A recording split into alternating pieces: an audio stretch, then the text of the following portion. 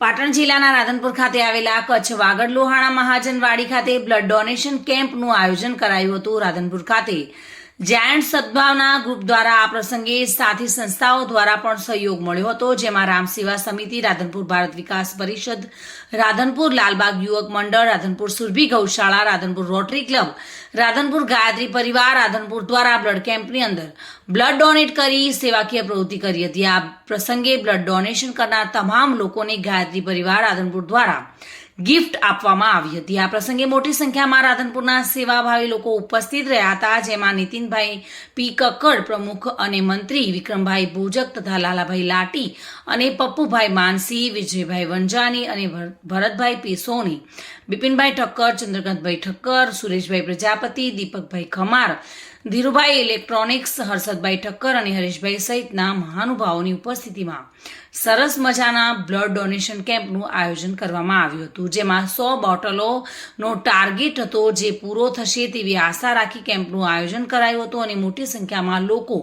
Blood આપવા માટે પણ ઉપસ્થિત રહ્યા હતા।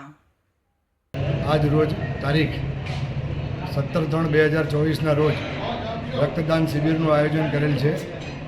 તો અમારો એના સૌજન્ય પરિવાર ગાયત્રી પરિવાર છે, એમના તરફથી અમને ભેટ સોગાદ મળેલી છે અને અમારો ટાર્ગેટ 100નો છે બોટલનો, અને એમાં અમારો પ્રચાર પ્રસાર પણ સારો છે અને એમાં અમે સફળતા મેળવીશું। બસ અસ્તુ। અમે આજ રોજ કચ્છ વાગડવાડીમાં ગાયત્રી પરિવારના સૌજન્યથી બ્લડ ડોનેશનનો કેમ્પ રાખેલો છે।